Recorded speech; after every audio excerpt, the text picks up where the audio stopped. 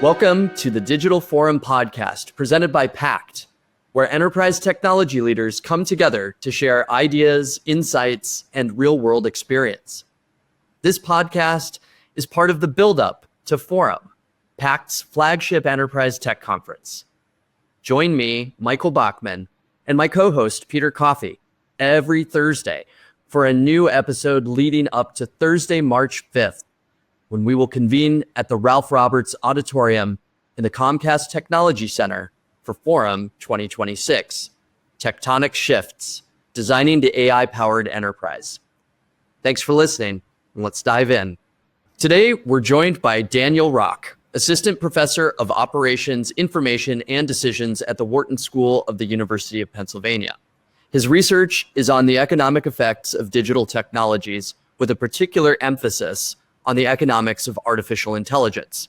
Daniel is also the co-founder and CTO of WorkHelix, a company that lets its users know and grow the ROI of AI.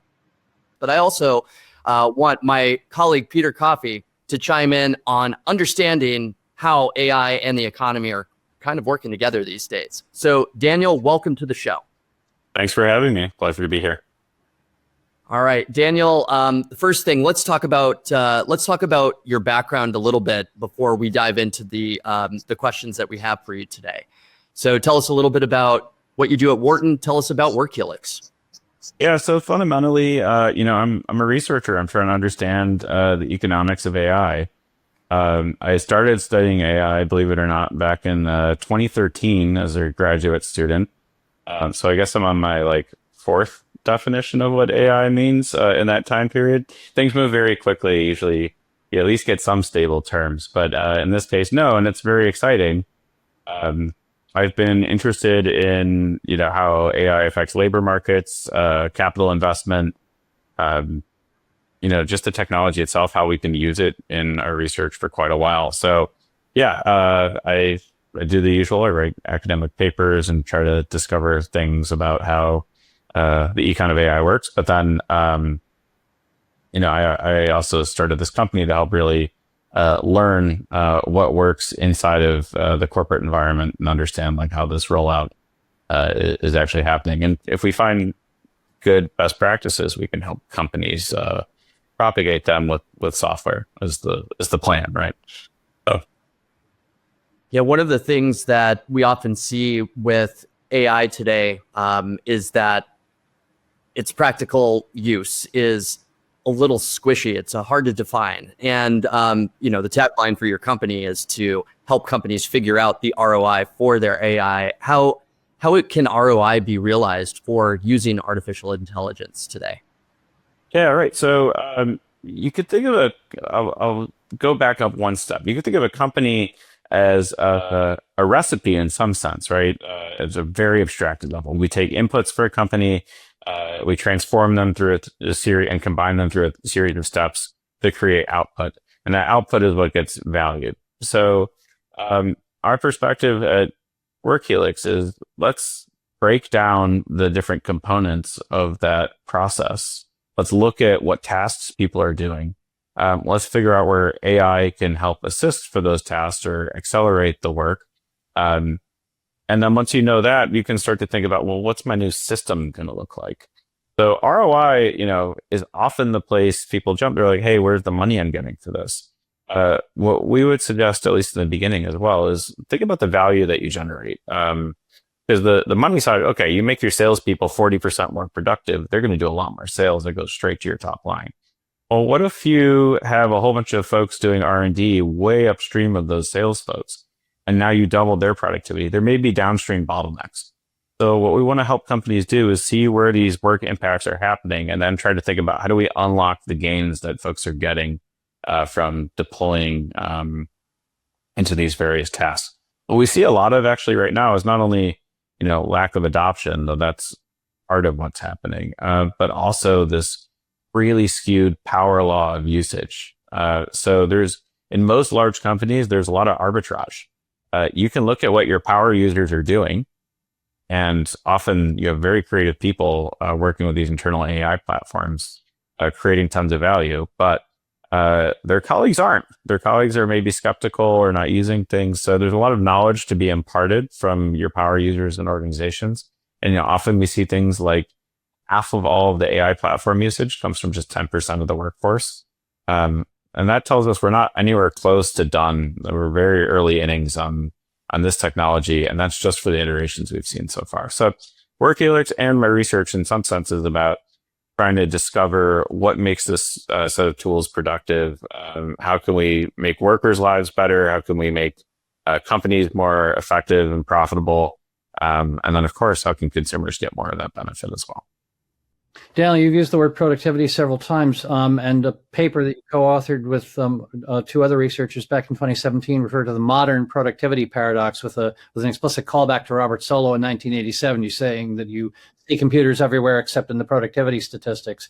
And someone at Brookings said, well, the problem with the Solow quote is that computers really aren't everywhere, and productivity statistics may or may not actually be measuring what we really care about. And I wonder how you feel about both of those things. Is number one, is the emergence of practically deliverable AI-based technology now showing up on your phone or even your watch.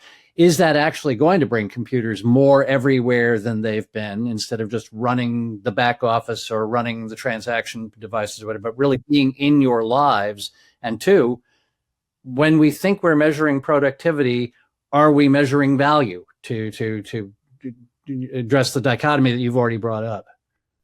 These are great questions. Okay, so yes, I've written about this in two papers with Eric Brynjolfsson, who is my advisor and a co-founder, and then Chad Severson at University of Chicago. So just to give credit to those guys for being terrific mentors and co-authors. But let's first define productivity. So what is productivity? It's a scary word often in, popular conversations, because it sounds like a bunch of consultants are going to show up and like follow you around and figure out like, do you need a job or not? That is not productivity to economists. Productivity to economists is measured a couple different ways, but it means outputs per unit of input.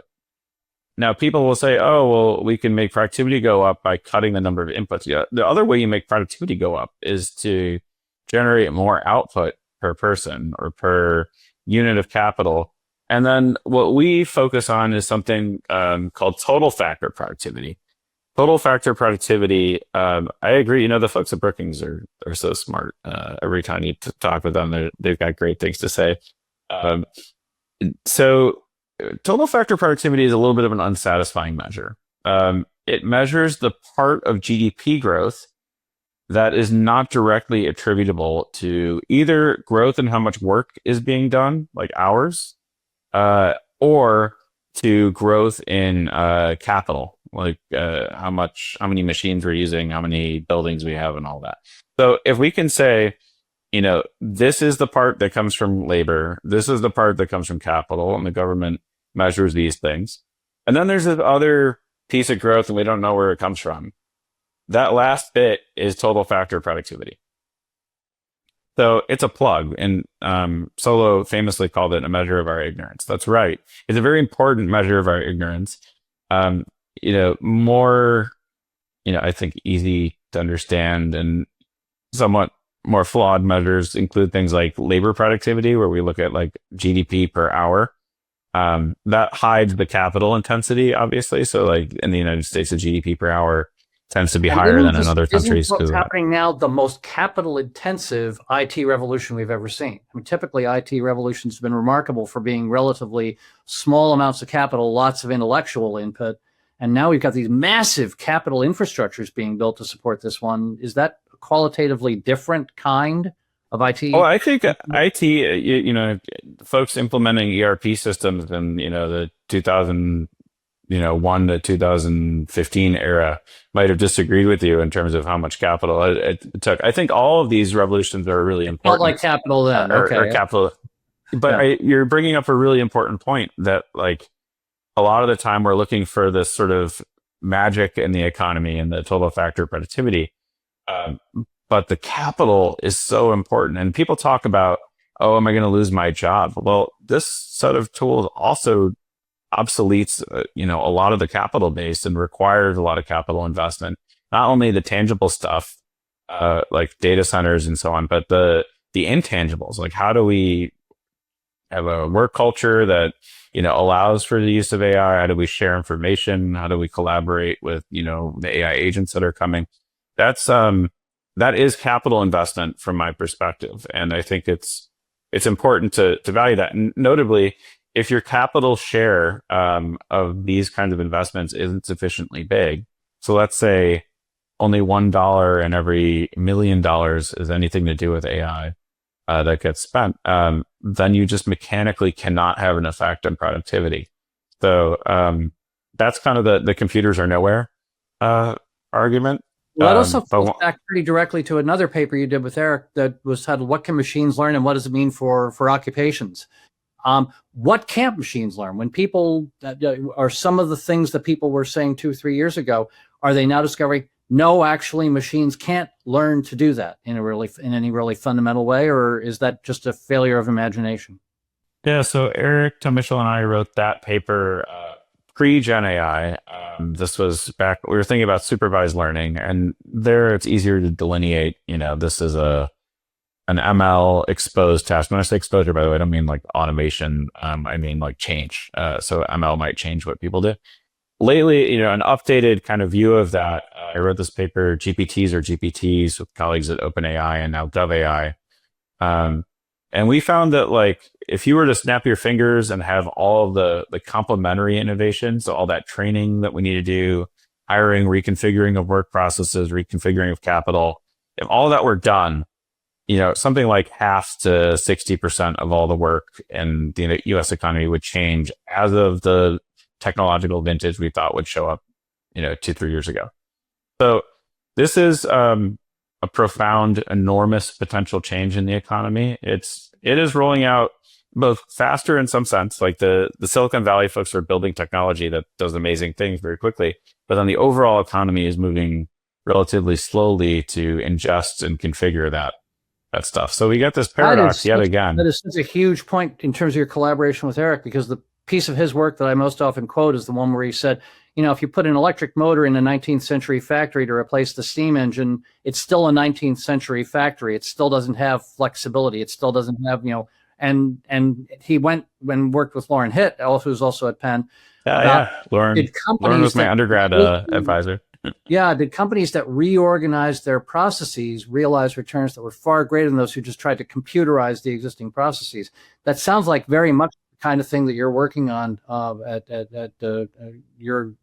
on your business side of helping companies discover the ROI.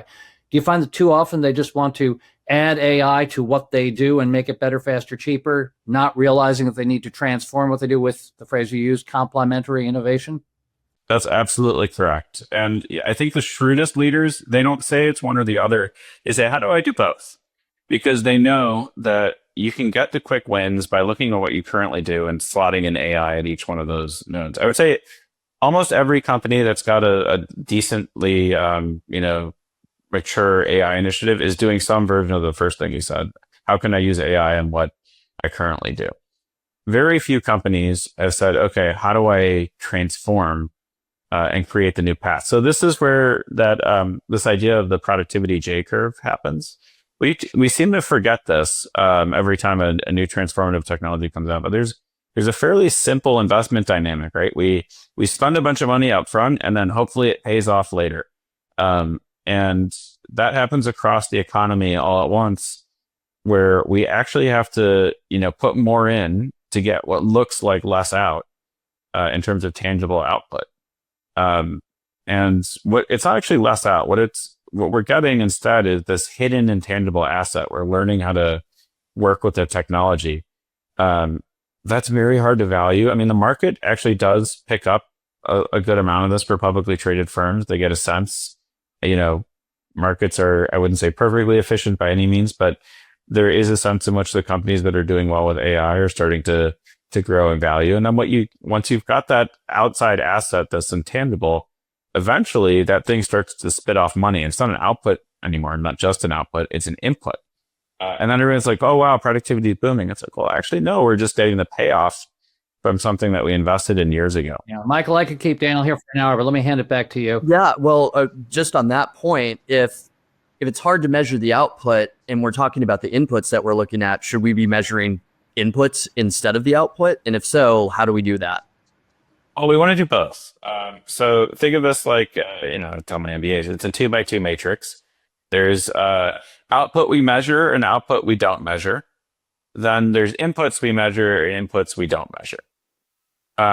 If we have inputs and outputs that we both measure, so that part of the diagonal, we're good, right? Like that's the traditional measurement. We can get statistics from that, yeah. Yeah. If it's outputs and inputs that we don't measure and we don't measure either one of them, okay, our methodology is missing an entire part of the economy. But it's not a problem necessarily for having an internally consistent measure.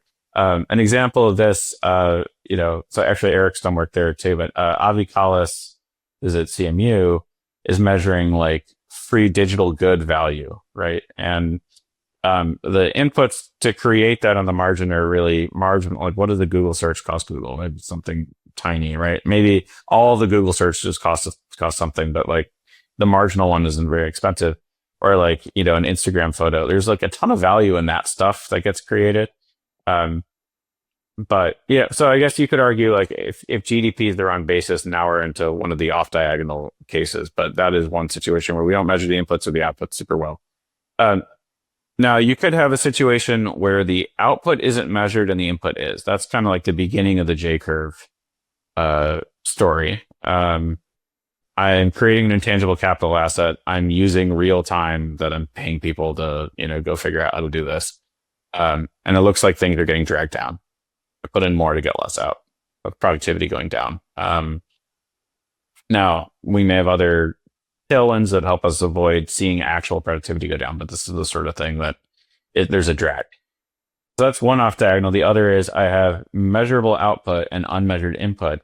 Now it looks like productivity is great, but in terms of what it actually costs to generate that stuff, it's actually not so great. So Bachman, you're right to point out there's this trade-off, right? Like I've got in those latter two cases, which one dominates?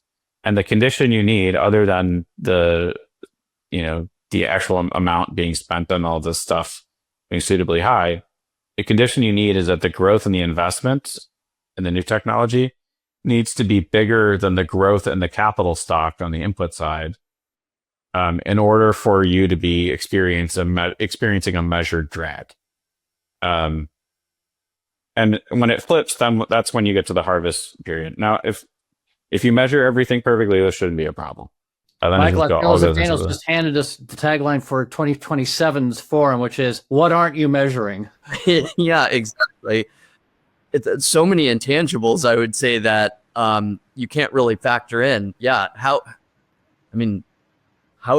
do you measure that? Maybe that's a question for forum itself. I think, and maybe we can talk about that in more depth. Just real fast for our audience as well, who might not be familiar with what a J curve is. Can you just describe quickly what a J curve actually is?